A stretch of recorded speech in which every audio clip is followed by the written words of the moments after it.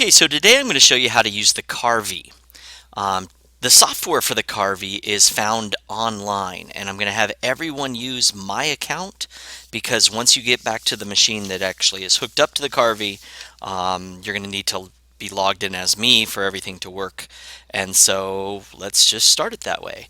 Um, to start off with, I'm going to need you to go to open up Google Chrome and go to easel.inventables.com.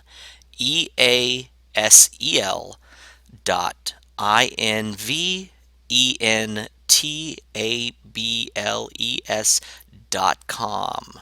The username you're going to use is cjohnson10, cjohnson10 at sandy.net. It's kind of like yours, except I'm not a student, so I don't have the at stu.sandy.net. And then the password we're going to use is all caps DPMS123. So De Portola Middle School 123. And this is what it's going to look like. So we go to the internet. Everything's running kind of slow today, as always. Easel.inventables.com. I'm going to sign in through Inventables. The email I'm going to use is the one I just said, cjohnson10 at sandy.net. And then it's all caps DPMS123. When this opens up, you're going to see probably hundreds of different projects. Please only mess with your project. I've tried to record this a few times, and so I've got other ones already there that I'm going to delete. That's the one I'm going to make. So I just go New Project. And there's a couple things going on. One is you might show up and it's in the metric system, which is awesome, except it's easier for us to do inches on the Carvey. The material that we're going to be using is a 6-inch by 6-inch by a 1/4 inch or 25 hundredths of an inch. So 6-inch by 6-inch, and I would have gotten the thickness of the material using a caliper, but I know this one. And then the material I'm going to be using is actually a 2-color HDPE. And so it ends up looking like this. Now the bit, when it starts off, it's going to give you an 1/8-inch bit, and I'm going to leave it like that for now, but I'm going to show you why. Also, the machine that we have should say Carvey. Now, the difference between the X-Carve and the Carvey is that the Carvey has a little sensor plate that's in this lower corner, and you cannot put any text or any carving inside that red area because it'll end up carving into the hold downs. You're also going to want, at some point, you're going to put clamps on the outside and probably on the top. And those clamps need to be clear of any of the mechanisms. So if you have script right next to it, as the drill bit comes over, the Carvey's going to carve into it.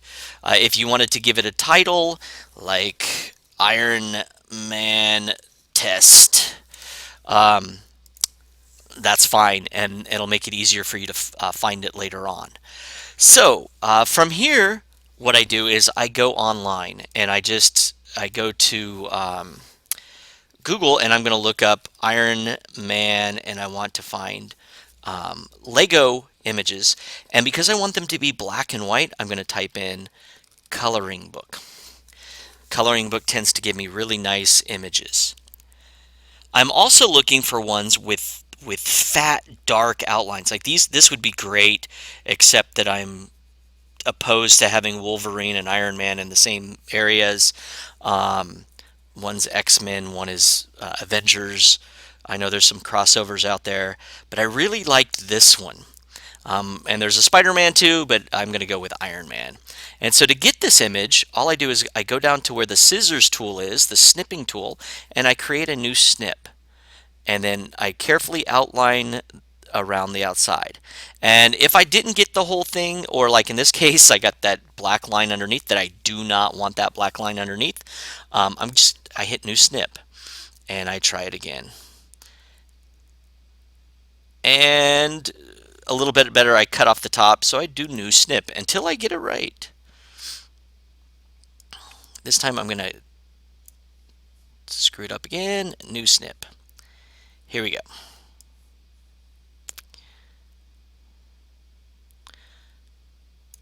Okay, and so I have that, and then instead of going into Carvey right away, I found that Carvey has very limited fonts. It's not that easy to work with. So we're going to take this and we're going to go back to that Word document that I had opened here, and I'm just going to hit Control V for insert. If I right click on this and I set it on top of text, now I can move it around. I can put it wherever I want. I can increase the size. I can turn it to the side. I can do all sorts of cool stuff with it inside of Word, and I'm really familiar with Word, so I'm pretty good at this. Now the next thing, I'm going to put text underneath this, so I want to do an insert text box, and it's just a standard text box, and I'm going to say Lego Iron Man. Now obviously you would type whatever you want, your name. You can use any of the fonts. The only problem is the calligraphy fonts tend to get too skinny, and so although they look really cool, you need a nice large font. The smallest font I would use on this Carvey is a 36, and even that is pushing it. You might want to go to a 48 or larger. Now when I do this, I have a text box with a border around the outside, and I don't want that border. So I simply click here. Oops, I'm not on the Iron Man. I click on this, and then I did a left click, and then I'm going to do a right click. If I have it, right click, format shape. Under fill, I'm going to say no fill, so it's see-through, and under line, I want no lines. I then come back and I put this on top of text, and I hit enter. Whoops. I just click somewhere else, and I should be able to move this wherever I want it to. One of the cool tools inside Word is when I'm dead center, that little green line shows up to let me know that that is now perfectly dead center. And so now I have an image. I've got an image and text, and so I go back to that snipping tool. And this time I'm going to try to lasso everything I've got. So, and I try to get it centered. So I've got my image, I've got my text. Again, you can spend all sorts of time playing around with that until you're ready, and then you save this as a JPEG. And so normally when yours pops up, it's a PNG, and we do want to change that to be a JPEG, and save it somewhere you're going to be able to find it. Iron Man Lego. And I'm going to put it in my documents, and I already have it there, so I'm going to erase that one. Yes. Okay, so now I go back to the internet, and I go back to easel, where I have my blank template. I have it in inches. I've set up this. I'm leaving the bit purposefully large so I can show you what happens. And then I go to import image trace. And then I go upload file, and I look for wherever I choose the file from my documents, and I'm looking for Iron Man Lego. Upload is complete, and if I did it right, I can see it right here. Now there are some things you can do. You can invert light to dark, and so it would carve all of this stuff and leave the white sticking out. But in my case, I want it like this, where it's going to carve the dark. If I was doing a laser, sadly, Carvey language doesn't talk to the laser, but I could just simply trace the outlines instantly, and it'll carve just around the outlines of stuff. And so you can play around with that, the smoothing, the threshold, all that good stuff.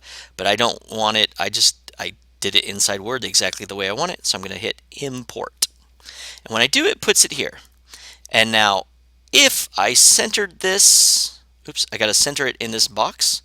I'm careful not to put any text inside this pink area, and it looks great here, but it's giving me a preview of what it will actually look like. And the reason this looks kind of crummy is because I have it set to an 1/8 inch bit. An 1/8 inch is 0.125, 125 thousandths of an inch, and the bit we're going to actually use is this one, the 1/16 inch, which is half that size. And so now when I look at it, I get a little teeny bit more detail, but still not what I was looking for. Like, this is really what it would look like if I carved this. So I'm going to tell it, I'm going to put in a 1/16 inch bit, but I'm going to tell the machine that I'm using a 32nd inch bit.